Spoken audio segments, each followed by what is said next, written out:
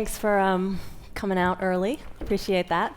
So really excited to be here with Dan and Charlotte. And that presentation was great. Good overview. One of the things that I'm really interested in talking about is we kind of talk about banks as if they're one thing. And so I thought what we could do on this panel was kind of break it down a little bit more and talk about what's going on in retail, corporate, maybe insurance, some of the different areas within banks, and how those are being impacted by technology, startups, etc. So just starting off with retail, obviously that's the one I think we hear about most, I guess.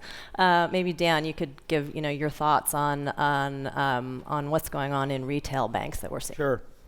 Well, first of all, it's interesting when you talk about that's what we care about most. If you look at the reality of where bank profitability has come from over the last 15, 20 years, it's really not been it's been trading.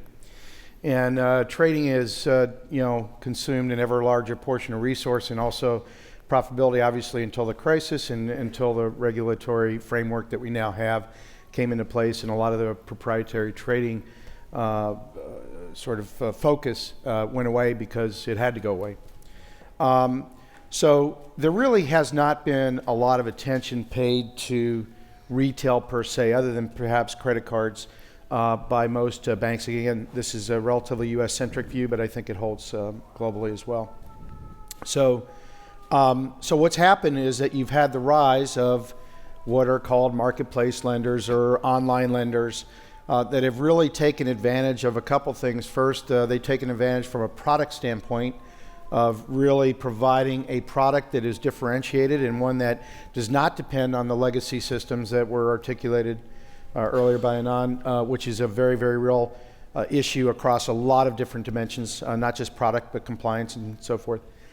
So they've been able to take advantage of it from a product standpoint. They've been able to take advantage of it in a business model standpoint, or from a business model standpoint, where you really have, if you think about the structure of how banks make money, at some level, they take or they are able to offer, I should say, government guaranteed money, insured money, at extraordinarily low rates, and are able to lend it out, usually on the credit card side, at extraordinarily high rates. So to the extent that you can narrow that spread, you've got yourself a business model that actually works and works extraordinarily well. And we've seen that with the rise of the marketplace online alternative lenders across the board, not just in retail, but in small business and student loans as well. So that's the real driver here, is that banks simply haven't paid very much attention to retail innovation.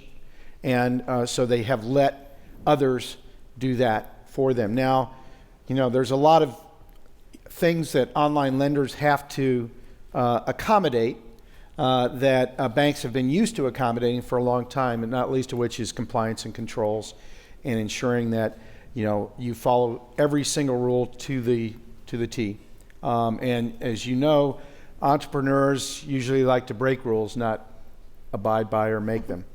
So that's the part of where some of the DNA clash, if you will, happens between sort of new fintech firms and existing legacy banks. But I do think that so when you talk about some of those those challengers, can we just get into like Lending Club, or who are you referring to, and what have been some of those challenges?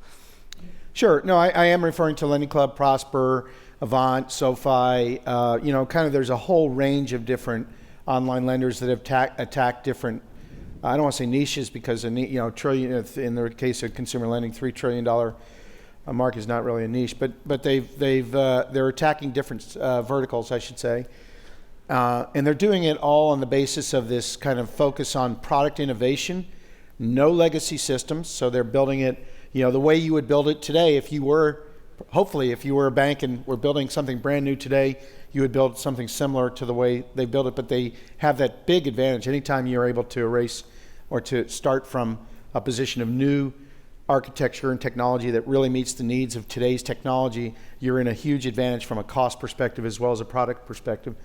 So I really think that this whole online lending sector, even though it has had some issues lately, over the last month in particular.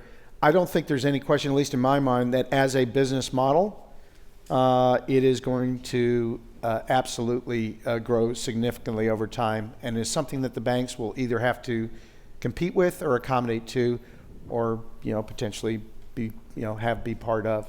And just one more question on that before we get to Charlotte.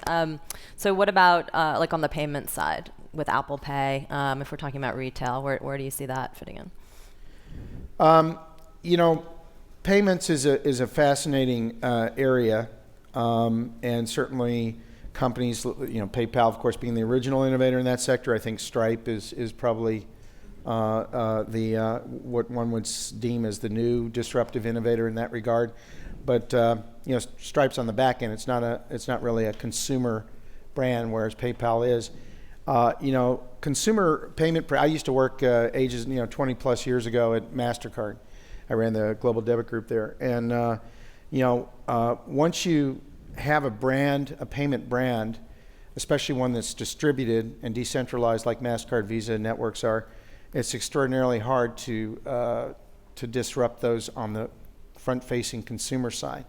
And I think PayPal, if you look back at the last 20 years and you think about where has something from a consumer perspective really disrupted the kind of payment, again, consumer-facing payments arena.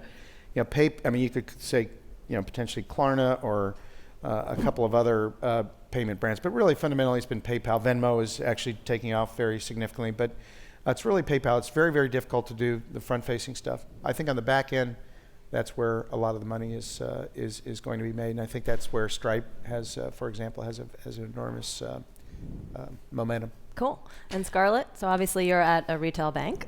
Yeah, well, so two comments on the points that you made earlier, starting with the lending clubs and Prospers. I mean, obviously they were started very heavily on the retail side, but they realized that to scale, they needed the institutional money to come in as well. So it's definitely a bit of a reciprocal relationship there, and there's a lot of opportunities for partnerships with the Prospers and the lending clubs, and of course our external fund Propel invested in Prosper as well, so we are pretty familiar with them. And on the point around payments, you think about someone like Dwala, who BBVA Compass, our U.S. bank, was the first to partner with. And Ben was talking at one of these conferences a few weeks ago about the fact that he was going and selling, and actually when he was selling to the banks, they wanted to take away. So it's back to the white label, kind of like behind the scenes, which I think is interesting. You also talked a lot about the technology piece and the legacy systems, which Anand referred to. We have tried to be on the forefront of that. Over the last 3 years, we've invested over $700 million a year in technology. The 3 years prior, $850 million a year on average. And you would ask why that number has gone down, and it's not because we've declined in investing, but it's because the investments that we've put in have actually been paying off, and so we don't need to put as much money. But that's a lot of money to be putting towards technology. For all those reasons around the legacy systems, and they're really hard to go after, we redid our core processing system in BBVA Compass from scratch, so that enabled us to build the open platform, our API initiatives, and so we've definitely tried to, we see that as a huge hindrance, and we've put a lot of money and talent behind making that, change for the future. Well, it is, by the way, I will say that BBVA has absolutely been on the forefront in terms of banks. I think you have rewritten your whole, or at least are well down the way of rewriting your whole entire architecture and systems, taking the enormous expense hit that accompanies that, and I think are well down the road of trying to sort of achieve the at some level the end goal of a true fintech revolution, which is open APIs everywhere. That's I think BBVA is somewhat of an exception. I would say not even somewhat. A big exception in what I see generally as far as banks are concerned. If you look at certain companies, Plaid being a great example, which is a company that builds APIs for financial institutions. They're an amazing technology-focused company. I think their fundamental premise is that banks are simply unable to do what you or BBVA is down the road to doing. if for no other reason than, I don't know what the math is, but 850, 770, you're talking about real money, several $1 billion in terms of rewriting your systems. And, that may, and a lot of time and a lot of, integration effort. And, you meantime have to run your existing legacy systems just to keep the thing going. So it's, it's an open question as to whether banks will inherently take on the challenge of, doing what needs to be done to truly have open APIs throughout their architecture, and not just in the consumer side where it's, I would say, relatively easy, or certainly easier, but when you talk about doing APIs for currency trading or commercial relationships, or things that are kind of really at the deep core of what a lot of banks do, that's a big deal. And I don't know if you've done it or not, but I'm not aware of banks that have gone deep inside their architecture and their technology frameworks to provide true open APIs across the board in everything they do. I think I just don't think the DNA is there to do it for the most part. And again, VA may be an exception, but so what is the driving force though of this change? Spending all this money on technology, open APIs. Is it as Anand was talking about the push of millennials? What is driving the change? Would you say within on the retail side at least? So I think we had the lovely picture of our fearless leader up there, and from the culture is part of it, and it goes. Where are customers going, right? Every bank says that the customers are the center. We truly believe that, but that goes back to, okay, I don't see the other banks as our competition, even in the same areas where we play. It's the Googles, it's the Facebooks, it's the Amazon. So that technology has really driven all the other things that we've been doing. This whole open platform API, we've been working on it a long time, and I have some agreements with some of the stuff that you were talking about. I mean, we have so many APIs, and we're figuring out which ones are the best ones to release. We have an alpha sandbox right now, both happening simultaneously in Spain and in the US, that we have a few different APIs. There's a ton, and we're figuring out which ones actually our customers want. So but there's a lot that goes around that, of course, because we are one of, if not the most highly regulated industry. There's a lot of moving parts there, but it goes back to going to where your customers are and trying to be on the forefront of that. So I talk about our APIs a lot, the open platform. Shamir, who is the co-founder of Simple, which the digital-only bank for millennials that we acquired, has actually left Simple and come up to head our open platform globally. And he always talks about us being the AWS of banking. And when I speak about the open platform, people say, aren't you potentially competing against yourself with the open platform? And a lot of the initiatives that we're doing within our new digital businesses group. And the short answer is absolutely, but if we don't do it, someone else will. So we're kind of eating our own lunch, and also at the same point in time opening up another revenue stream for us.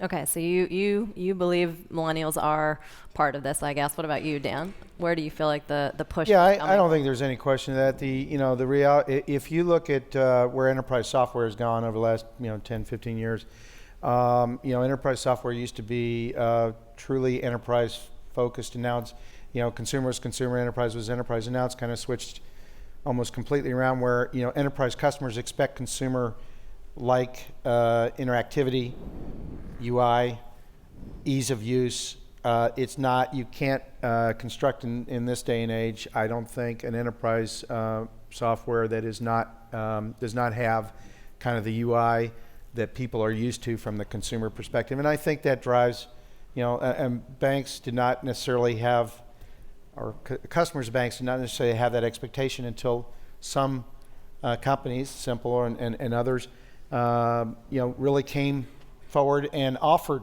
that. And I do think that, from that standpoint, millennials drive the expectations around product and ease of offering that is forcing banks to really confront the fact that they're not set up to do that at this point in time.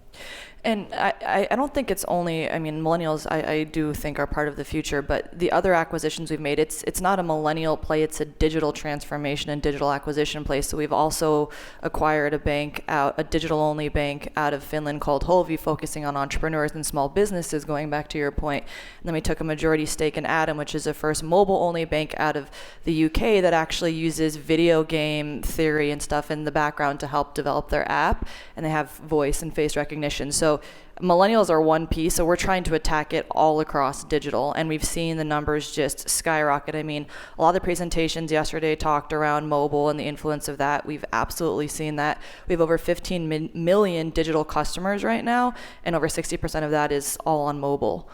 So it's just going to where the customers are, and millennials are one piece of that. But I don't think all of this transparency, simplicity, mobile first is only applicable to millennials. It's people, that's the age that we live in, that's technology. So I think that millennials is a subset of a much larger group that's looking at that.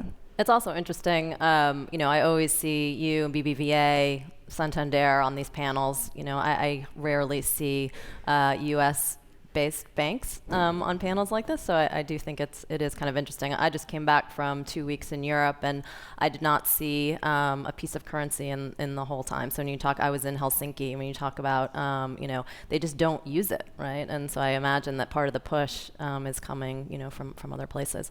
So if we turn our attention right now, just a little bit on corporate bank, we've seen OnDeck and Capital and some of those. Where, what's the driving force around the change within corporate, would you say? Well, I think, again, as part of the regulatory, the new regulatory framework, but even before that, but certainly since then, the fact is that it just is very difficult for banks with their current cost structure and the current systems they have in place to make money on small business loans that are, truly small business. The kind of what I would say antiquated underwriting processes that most banks engage in around small businesses. It just doesn't work when you're lending $30,000 or $50,000 to a small business.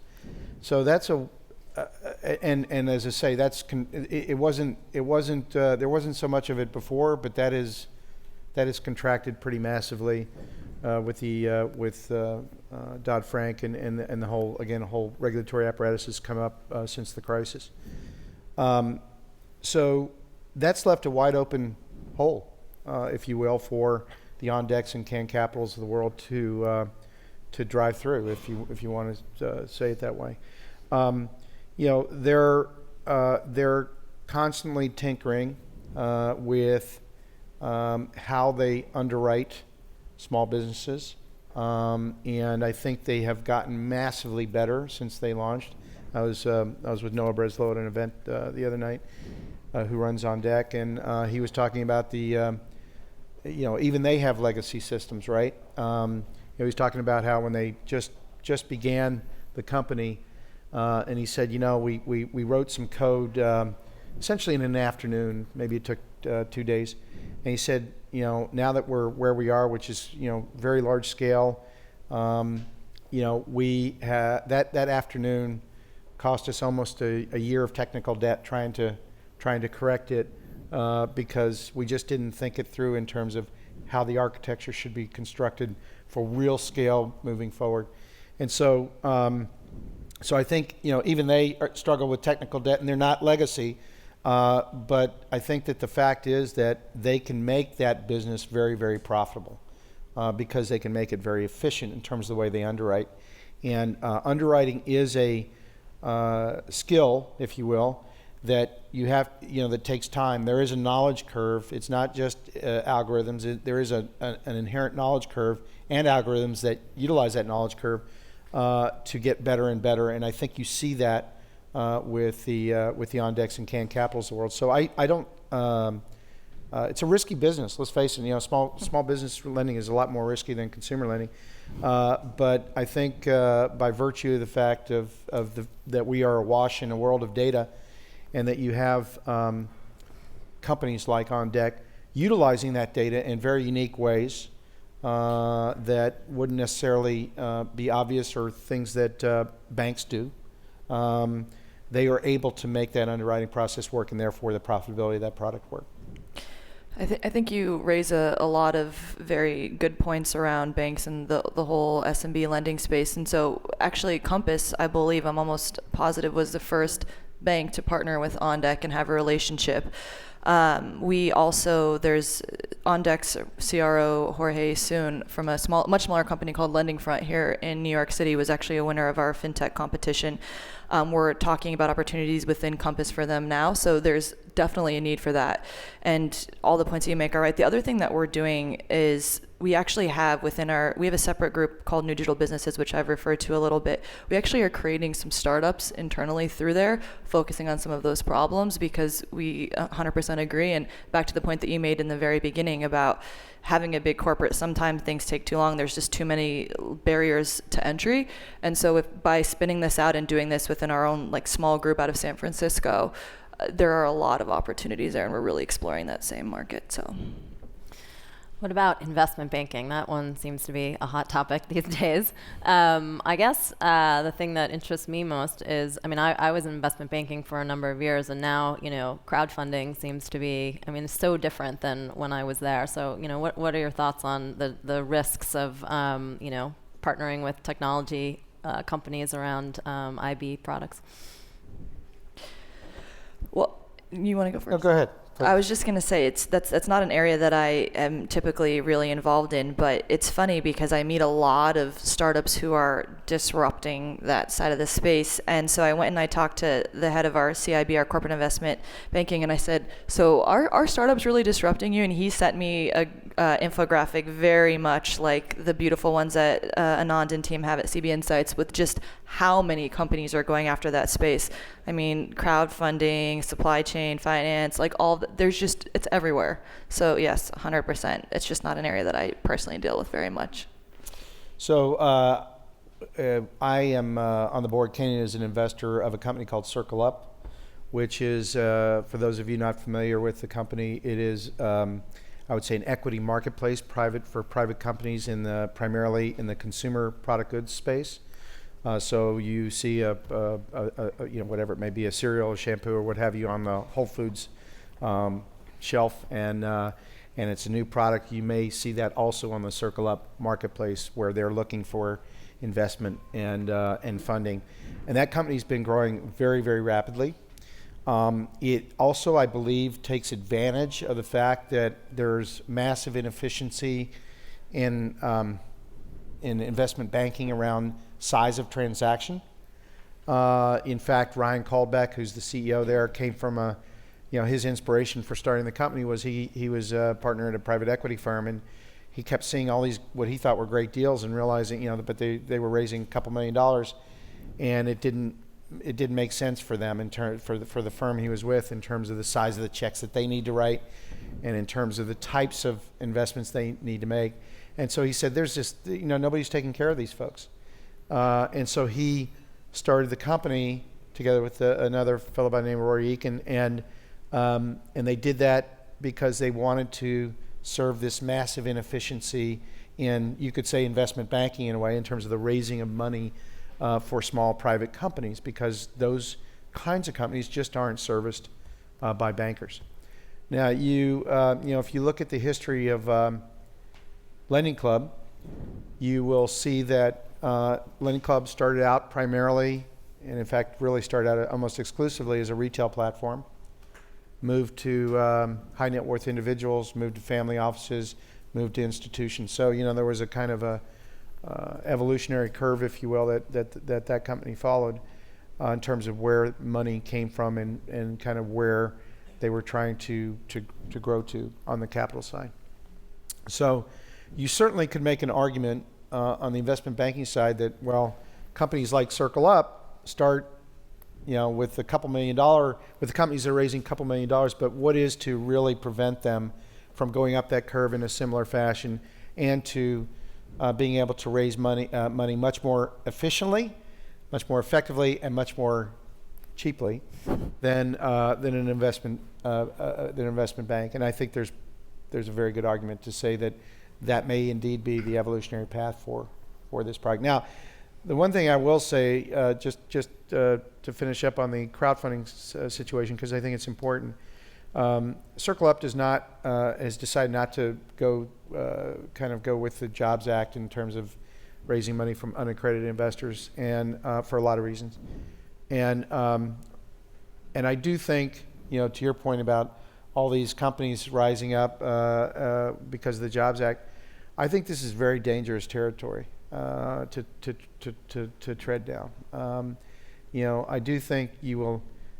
You cannot be in the financial services business, whether you say it's fintech or banking or anything else. You can't be in the fintech business without having crooks. 100% guaranteed, you're going to have crooks. You're going to have scammers. You're going to have frauds in this business in some way, shape, or form. And I do think that again, this is when you start to open things up to somebody who's just not very sophisticated about investing in private companies, and they simply think, well, somebody made a bunch of money on Facebook, so let me sort of throw some money in here, and I'm going to make a lot of money too. You can have dangerous outcomes. So I do worry about that with respect to sort of what's being called crowdfunding. But overall, I think that companies that do it very carefully and are very focused on how they the compliance piece of it, the control piece of it, can be enormously successful in this area. Yeah, I mean, another area I guess we should just quickly talk about is the robo-advisors, right? So at Techstars, we invest in early stage companies, and we get thousands of applications. So we kind of see these trends. My last batch of applications, dozens of people trying to do robo-advisors. So that's kind of another area that I think it's kind of hit its peak. But would love to get your perspective on that.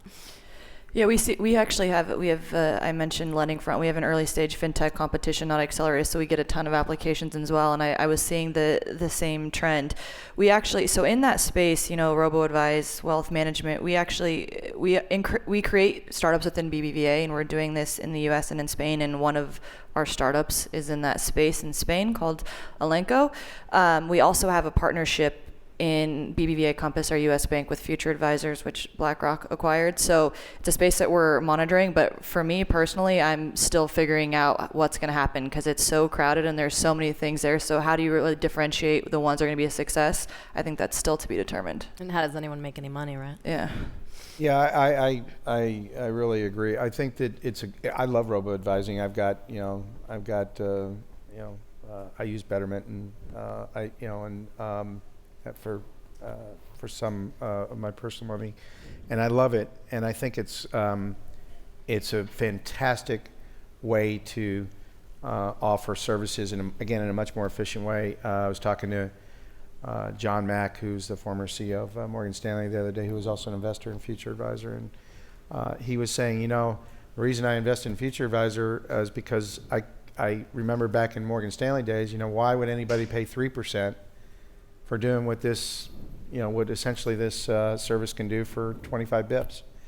And I think there's no question that that's true. It's a wonderful service. Now, the challenge is, I think Betterment, Wealthfront, for that matter, and SigFig, there are a lot of them, Future Advisor. The problem is that these are all good companies, I think. But to your point about differentiation, I think that's still a struggle, right? How do you truly differentiate your product from others? And once you start to white label robo-advising, as Future Advisor is doing, as SigFig is doing, and offering it to everybody, Schwab's come out with a robo-advisor, E-Trade just announced. I think it's increasingly hard to differentiate yourself. And maybe if you're out there early, Betterment, for example, I think has built a bit of a brand now around this. And brand is going to be incredibly important here. But I think it is very crowded, and I think it's a space that's tough to differentiate in. So I'd love to talk a little bit about how you both think about banks partnering with startups. So at Techstars, as I said, we invest in early stage companies. Our fintech portfolio has, I think, over 100 companies at this point. So it's rather big. we've partnered with Barclays Bank, who's very big on the partnership side, and the whole program is really structured on doing commercial partnerships and various POCs with the companies. So how is BBVA looking at emerging technologies and seeing that as a risk, an opportunity, or? Yeah, I mean, risk, yes, but we don't really view. I think it 100% is more around an opportunity. From what I've seen, because I spend a lot of time with counterparts and other organizations outside of BBVA, I don't really see anyone who's doing it the exact way that we are. In that, I mentioned the competition. I talked about some of the partnerships we're doing, like the Dwalas or some of the other ones who were winning out of our competition. And it's also very early, similar stage as the Techstars Barclays relationship in terms of stage of the company. And then we have Propel, right? So we can acquire, and we talked about some of those. So we can attack in so many different ways, and there is just a lot of opportunity there. So there's certain cases where it wouldn't make sense from a partnership opportunity right now, but it might make a lot of sense for investment. So then Propel can take care of it, or we could acquire, so there's just so many things there. And especially with the fact that we're now creating startups within BBVA, it actually allows us to do more with the earlier stage stuff because they're on the same track and they can work together more quickly than if we're bringing in a small company within Compass or within BBVA Spain, because there's just so many moving parts and the sales cycle is slow. We all know that with banks. So when we do it with our startups, there's a lot more opportunities to collaborate and move quickly. So you guys are trying all different models. You're building stuff internally, you're partnering with external, you're investing, and you're acquiring. Is that where do you see it? Look, I think partnerships absolutely work as long as they're very, very carefully constructed. Lending Club has partnered with community banks through Bank Alliance, and they buy loans from Lending Club, for example. They partner with Citibank to help out on the Community Reinvestment Act, and they partner with a wide variety of different banks simply to incorporate those loans on bank balance sheets. Partnerships, and then we talked about robo-advisors, lots of different ways to partner. I think investment, and this may be an area where we have a little difference of opinion, but I think investment on the part of, I think partnership is very different than investment. And you can potentially combine the two, but I think that's fraught with a lot of risk and danger for both parties. And I think that, I think partnerships tend to be cleaner. And by investment, I mean minority investment, not an acquisition. I think investment structures tend to be a lot messier. Yeah, so let's talk about that, corporate VC for a moment. I ran a corporate venture group for 4.5 years, not in fintech, in another vertical. You guys have a corporate venture group. What do you guys think about that? And obviously, there've been some people recently who've come out and been a little disparaging. So.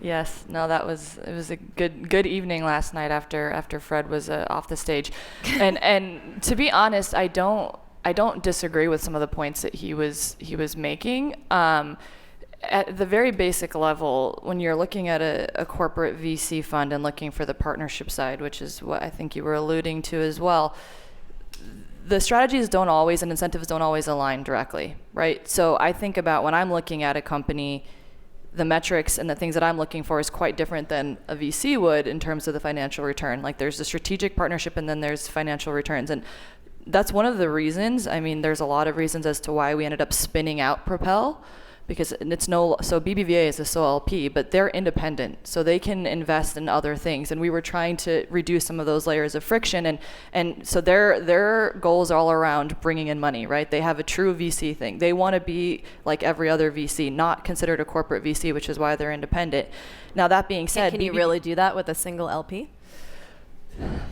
To be determined. So this is pretty new. I hope so. I believe so. But that's the thing. There are differences. So like with Adam, which we mentioned, which wasn't an acquisition, it was an investment. Now we took a majority, not a minority. that didn't come from Propel. That actually came from us because it was very strategic. So when we're thinking about Atom growing and scaling, BBVA will be the person for that. In other cases, when we've made investments, there hasn't been a direct alignment with BBVA. Like, we're all in the same space, but just because Jay and the team at Propel invest in something doesn't mean that we as BBVA have to do business with them.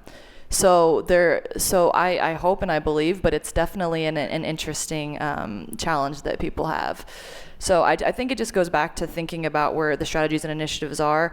And I've done a lot of panels with VCs who say, do not take corporate money until Series B or below, because that's a nail in your coffin. It's on each entrepreneur's choice. And Dan, you obviously have a large portfolio. What have you seen, good and bad acting, in terms of strategics? So I think it depends. I didn't see Fred's talk yesterday. I wasn't here, so I'm not exactly sure what he said, although I suspect I know. Look, I do think that taking what we have seen that works for us and for our companies in terms of the strategic investment side is taking a small amount of money that comes where there's no board seat, no specific structure or preference that's given to the strategic investor. It's a small investment that simply says we like what you're doing, and there's no. We think that by virtue of that there's no signaling risk or other kind of complications. The biggest challenge that we found, not so much banking or VCs, corporate VCs. I mean, although I would include them too, but almost any corporate VC where we see the biggest challenge is where that corporate VC wants to have more, either visibility or control, whatever you want to call it, into the company than you really ought to allow. The reality is that when a corporate VC, I believe, when a corporate VC invests, call it more than 10%, I mean, that's a relatively arbitrary number, but it starts to become, it starts to feel a little bit more controlling. Then my argument to companies, to CEOs is, either, don't take 10%, either take a couple percent or take 100%. But 10%, between 10 and 100, all you're doing is selling your company in effect for much, much less than 100%. Because ultimately what happens is if somebody else is interested in acquiring you, they look at that structure of their competitor or somebody that's associated in the space in some way has this investment that's significant, above 10%, and therefore why would I bother? They're probably not going to sell to me anyway. I'm going to do a lot of work, and then this other company is going to come in and either outbid me or try to work against me or in some way not be a fair process. So that cuts out, that dampens value extraordinarily. And so, I think that sort of corporate seems like you agree with Fred, but you just said it in a nice way. What's that? I said it nice. All right, we're going to wrap up because there's a few questions. Sure. So are those in the audience or did someone? He's back there. Yeah, we have 2 questions from the audience. Great. The first is, recently we saw Goldman Sachs make its first early-stage fintech acquisition of Honest Dollar. What are your expectations for the fintech M&A by banks and financial incumbents over the next few years? And what's the tipping point where a startup becomes an acquisition target? You want to go first? So I think Goldman's really interesting. They, as you may know, they bought the old GE Bank, and they bought with it $138 billion of retail deposits. Retail is a very, very sticky source of money, unlike institutional money or most institutional money. And so they now have this enormously stable and large pool of money that they can utilize to invest in different things with. And in fact, they have announced and are working on starting their own marketplace lending company. One of the things I find truly remarkable, if you think back to 5, 6, 7 years ago and you actually said that Goldman Sachs would start a marketplace lending company, I think you would have been laughed out of whatever room you were in. So So which really goes to show how much things have changed, again, driven a lot by the regulatory apparatus that's come up since the crisis. But I think Goldman, along with a lot of other sort of classic investment banks, has recognized that the institutional market, particularly on the trading side, is not going to be the source of profitability that it was in earlier times. And therefore, where do they need to go? They need to go on the retail side. And that's exactly where they're headed. So I think it's a strategic decision for them. And I think you'll see more of those kinds of decisions from different kinds of banks, absolutely. Next question. I was just going to add one thing really quickly. No, sorry. First of all, Fred should be happy because one of the things he was talking about was, well, why don't you just go buy them? Well, we've done that a fair amount. So I think that it will continue. There'll be a lot more acquisitions, especially as the market starts to stabilize a bit, where people can't raise the funding that they could before, and there's a lot of opportunities for acquisition during that time at a price that banks are going to be more comfortable with than they have historically. And you can invest, or you can acquire a 5-person company or something much bigger than simple. So it's all across the gamut, at least for us. This is the last question. Industries frequently go through periods of bundling and unbundling, banking included. Is this just another phase in the cycle which will lead to the rebundling of certain services and products, or is this time fundamentally different?